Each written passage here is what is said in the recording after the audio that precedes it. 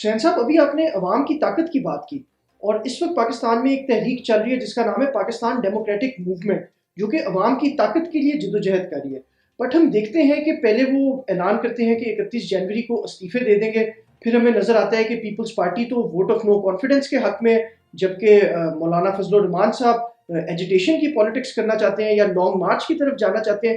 تو ایک سیاسی طالب علم کی حیثیت سے، کیونکہ آپ نے بہت سی تحریکیں دیکھی ہیں، کیا آپ کو یہ تحریک کامیاب ہوتی ہوئی نظر آ رہی ہے؟ دیکھیے جی، کہ آپ نے اس سے پیشتر کہا کہ ہم نے بہت ساری تحریکیں پہلے بھی دیکھی ہیں، لیکن یہاں دو نمایاں فرق ہیں۔ پہلا فرق یہ ہے کہ یہ عوامی پولیٹیکل پارٹیز ہیں کہ جو عوام کی صحیح ترجمانی کرتی ہیں اور پاکستان کی سب سے بڑی اور سب سے با اثر جماعتیں ہیں۔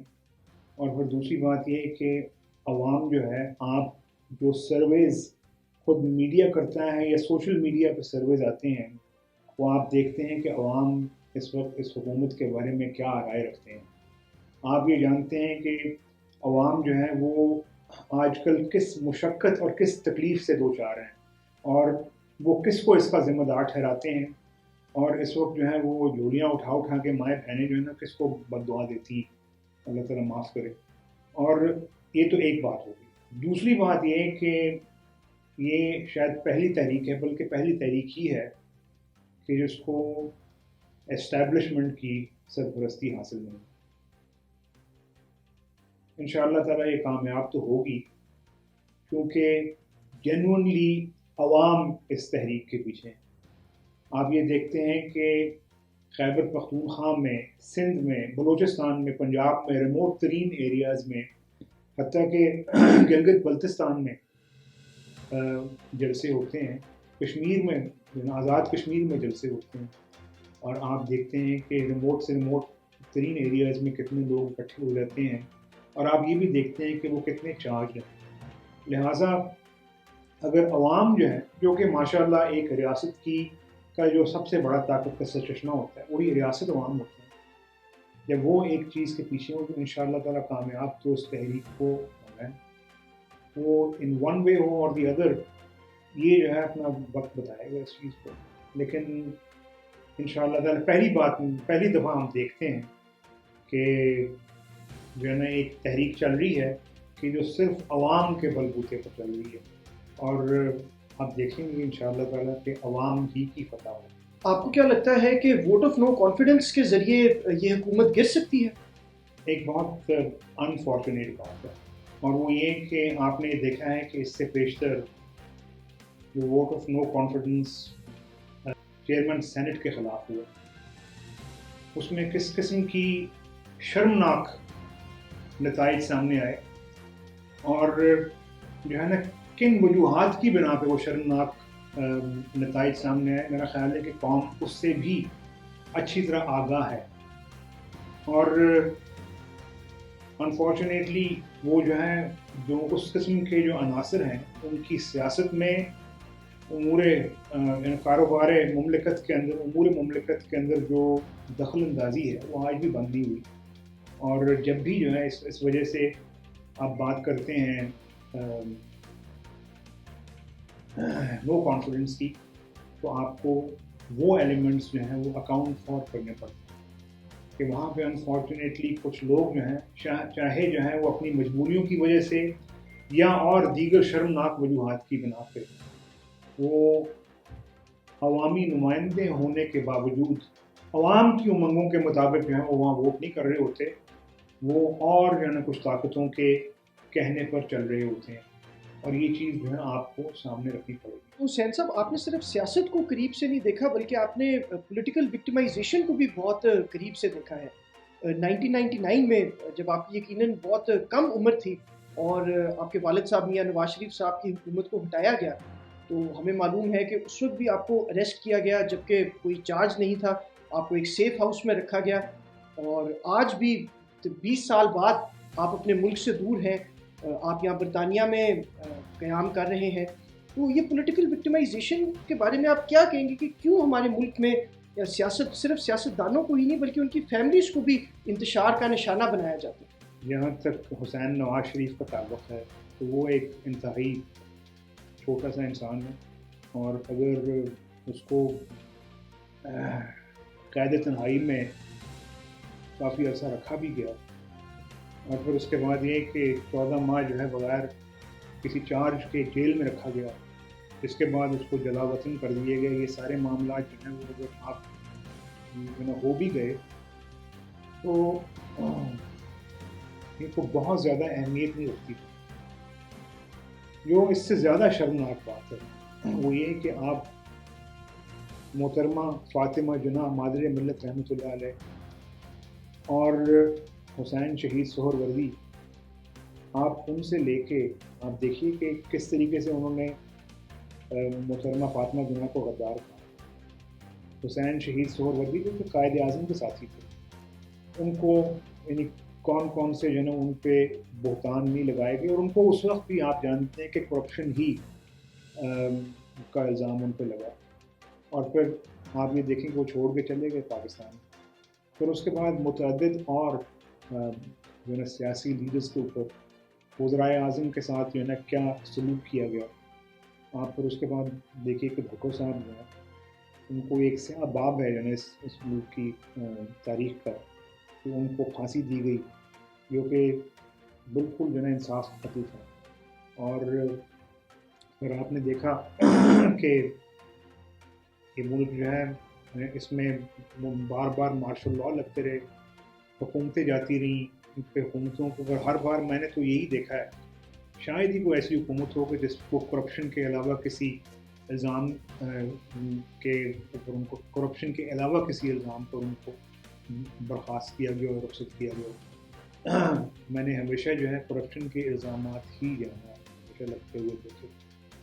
جہاں تک میرا تعلق ہے، میرا جو ہے نا اپنا مجھے کوئی اس بات کا افسوس نہیں کہ میرے ساتھ کیا ہوا، لیکن مجھے اس بات کا افسوس ضرور ہے کہ محترمہ فاطمہ جناح سے لے کے آج تک وہی حالات ہیں، وہی محرکات ہیں، وہی واقعات ہیں، وہی الزامات ہیں، اور یہ ملک جو ہے وہ بالکل جسے آپ کہتے ہیں کہ نیچے سے نیچے جاتا جا رہا ہے.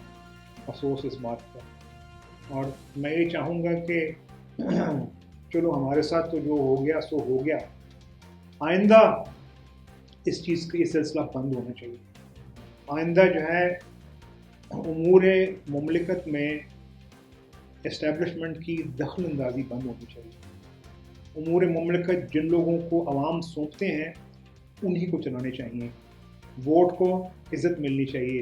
عوام کے جو خواب ہیں، عوام کی خواہشات ہیں، وہ پوری ہونی چاہیے. ان کی تکمیل ان کے نمائندوں کے ہاتھوں ہونی چاہیے.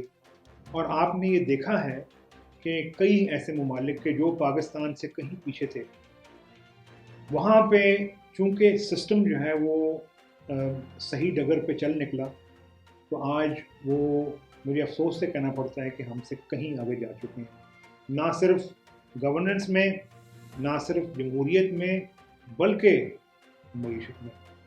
اور ہمارے ساتھ تو جو ہوا چلو ہو گیا، لیکن آئندہ جو ہے عوام کے ساتھ یہ سلسلہ بند ہو. اچھا، ابھی آپ نے فاطمہ جناح کا ذکر کیا اور حسین شہید سہروردی کا ذکر کیا، اور اس کے بعد ہم نے مشرف کا کو بھی دیکھا ہے.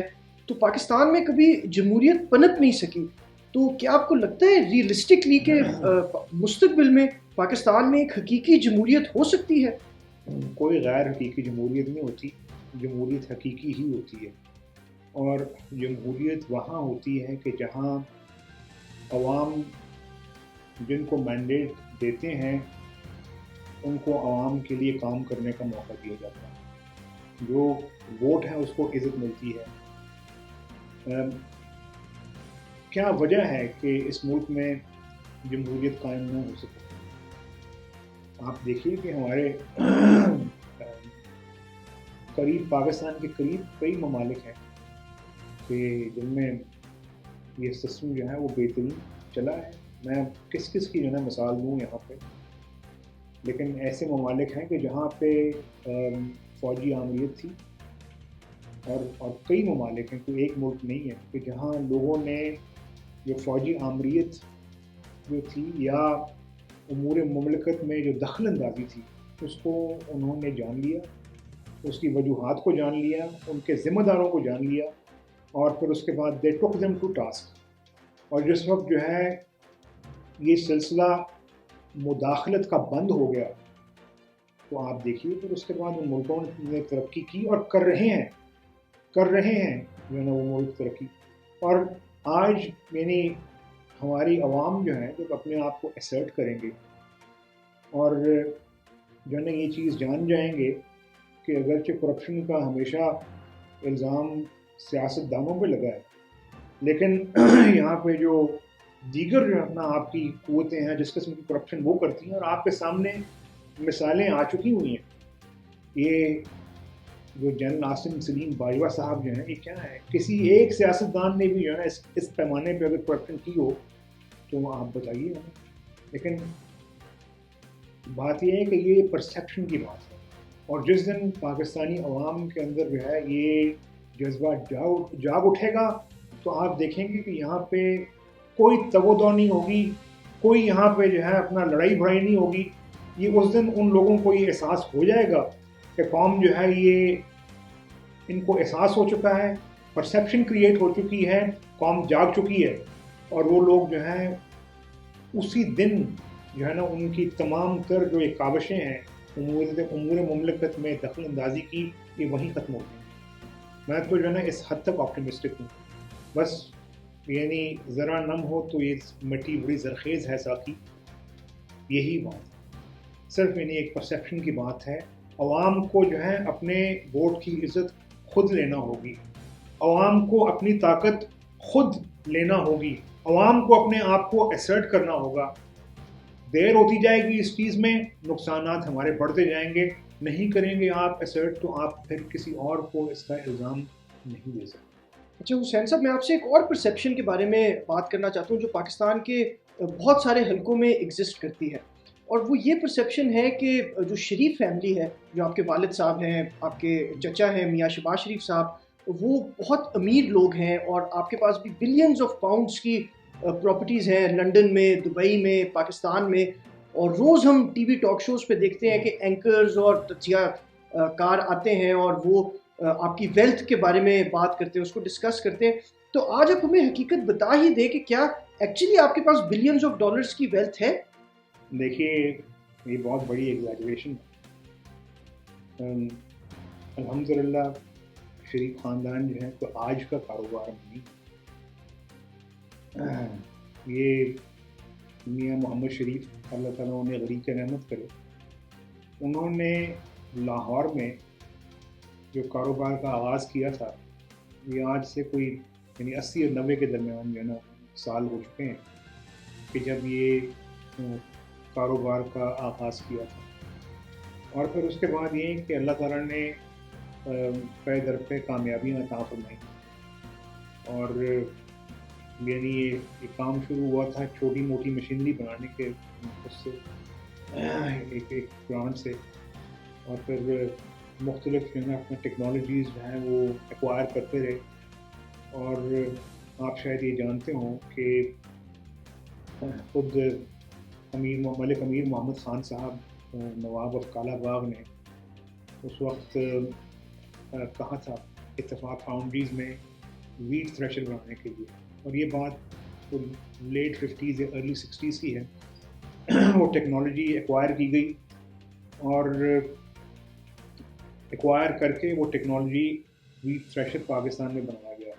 اس وقت کوئی بنانے والا نہیں تھا، اور آپ جانتے ہیں کہ گندم جو ہے وہ اس کے دانے جو ہیں کس طرح علیحدہ کیے جاتے، سامنے ایک درخت کا تنا رکھ کے اس پہ وہ پودا مارا جاتا تھا تاکہ گندم کے دانے جو ہیں وہ پودے سے علیحدہ ہو چکے ہو سکیں.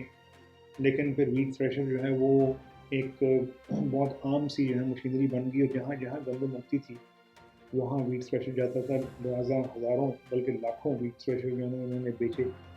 پھر اس کے بعد یہ روڈ رولر ڈیولپ ہوا پاکستان میں، وہ بھی اتفاق کا روڈ رولر ہوتا تھا. شاید یعنی جو پرانے لاہور کے رہنے والے ہیں انہیں یاد ہے کہ ہائی کورٹ کے پاس لاہور ہائی کورٹ کے پاس وہاں پہ ایک نیون سائن بورڈ ہوتا تھا جس پہ اتفاق کے روڈ رولر کی جو ہے وہ ایک الیکٹرک جو ہے اس کی وہ سائن تھا اس کا.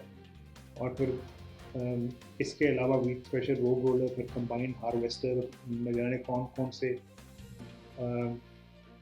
ایگریکلچرل اکوپمنٹ جو ہے نا بنتا رہا. پھر اس کے بعد 1960s میں اسٹیل انڈسٹری جو ہے وہ یہاں پہ لے کے آئے. اتفاق فاؤنڈریز جو ہے وہ پائنیئر تھی, ابھی پاکستان اسٹیل نہیں بنی تھی, اس وقت پائنیئر تھی الیکٹرک آرک فرنس پاکستان میں لانے کی. اور وہاں پہ پھر بلٹ بنتا تھا. بلٹ بننے کے بعد جو ہے وہ آگے رولنگ ملز میں جا کے سریا اور نہ جانے کیا کیا جو بنتا تھا. اور یہ چیز جو ہے نا آگے چلتی رہی. اور لیٹ 60s میں وہاں پہ پورا شوگر پلانٹ جو ہے مینوفیکچر کرنے کی ٹیکنالوجی کی ایکوزیشن کا کام شروع ہو چکا ہوا تھا. اور اتفاق فاؤنڈریز ایک بہت بڑا ادارہ تھا, لیکن پھر اس کے بعد ذوالفقار علی بھٹو صاحب کی حکومت نے اس کو نیشنلائز کر لیا, تو لہٰذا تمام پروگرام جو ہیں وہ وہیں پہ جو ہے نہ رہ گئے. لیکن اس اسنا میں آپ جانتے ہیں کہ ہم ٹیکسٹائل سیکٹر میں بھی آ چکے ہوئے تھے. اس کے علاوہ اور بھی یعنی اپنا کئی اور جو ہے نا اپنا انڈسٹریل سیکٹرز ہیں جہاں پہ جو ہے اپنا شریف خاندان آ چکا ہوا تھا. صنعتی خاندان ہے, اور جو یعنی اپنا گروپ آف انڈسٹریز ہیں وہ الحمدللہ ساری جو کچھ ہے وہ پاکستان میں ہی ہے. لیکن اس کے علاوہ اگر آپ بات کرتے ہیں تو آپ کے سامنے ہے برطانیہ میں جو کچھ ہے. اور میں یہ ضرور کہوں گا کہ عمران خان صاحب نے بہت جھوٹ بولا ہے اس سارے معاملے میں, اور انہوں نے جو ہمارے گھروں کو کہا ہے کہ یہ ویلیو ہے اور اربوں روپیہ ہے, یہ سب جو ہے نا اپنا غلط باتیں ہیں, یہ جو ہے نا باتیں درست نہیں ہیں. اور آپ سب جو ہیں یہاں برطانیہ میں رہتے ہیں, یہاں پہ فلیٹوں کی جو جس طریقے سے جن اسالیب پہ ان کی ویلیویشن کی جاتی ہے آپ وہ بھی جانتے ہیں. اور جس قسم کے عمران خان صاحب دعوے کر چکے ہیں اس سے کہیں کہیں کم ہے جو ہے ان کی ویلیو, لیکن آپ کے سامنے ہے. اسی طریقے سے برطانیہ میں ہے یا سعودی عرب میں ہے یا پھر اس کے بعد دبئی میں تو کوئی خاص چیز نہیں ہے, وہاں تو کوئی ٹاور نہیں, کوئی بینک اکاؤنٹ نہیں, کچھ نہیں. وہاں مشرف صاحب کے جو ہے نا بینک اکاؤنٹ سامنے آئے کہ جہاں پہ اربوں روپیہ کیش پڑا ہوا تھا. الحمدللہ میری اپنا آج ایک شریف خاندان کی جو ہے نا اس بزنس میں 4تھی جنریشن ہے, لیکن میرا نہیں خیال کہ کوئی ایک شخص بھی ہے شریف خاندان کے اندر کہ جس کے پاس مشرف صاحب جتنا کیش اویلیبل ہوگا. تو بلکہ شاید سب کے پاس مل کے بھی جو ہے نا اتنا کیش نہ ہو جتنا کہ مشرف صاحب کے اپنے بینک اکاؤنٹس کے اندر میڈیا پہ آ چکا ہوا ہے, جو میڈیا نے جو کہ رپورٹ کیا. تو جو یہ لہٰذا باتیں جو کی جاتی ہیں اپنا اربوں پاؤنڈس کی, 100% غلط ہے. جو کچھ ہے سب آپ کے سامنے ہے, سب جانتے ہیں. ان سب چیزوں کے اوپر انہوں نے ہر طرح سے فوکس کیا ہے. انہوں نے ایک کمپنی ہے میٹرکس نام کی, اس کو جو ہے نا اپنا سنا ہے کہ $5 لاکھ یا پاؤنڈ جو بھی ہے انہوں نے فیس ادا کی, کچھ نہیں نکلا اس میں سے. آج براڈ شیٹ کے ساتھ یہ $6 کروڑ ضائع کر چکے ہیں اس چیز کے اندر, کچھ نہیں نکلا. بھائی اگر کچھ نکلنا ہوتا تو اب تک نکل چکا ہوتا. آپ جتنا پیسہ خرچ چکے ہیں, یہ دنیا ان ہر چیز جو ہے آج کل انٹرنیٹ کے اوپر ہے. ہماری جو موومنٹس ہوتی ہیں وہ آپ کے سامنے ہیں کہ جو ہے نا ہم کہاں آتے جاتے ہیں. بھائی الحمدللہ اللہ تعالیٰ کا دیا بہت ہے, لیکن جس قسم کے جو ہے نا آپ فگرز کی بات کرتے ہیں یہ نہ صرف نامناسب ہے بلکہ یہ خود جو ہے نا آپ کا اپنا مذاق اڑاتے ہیں.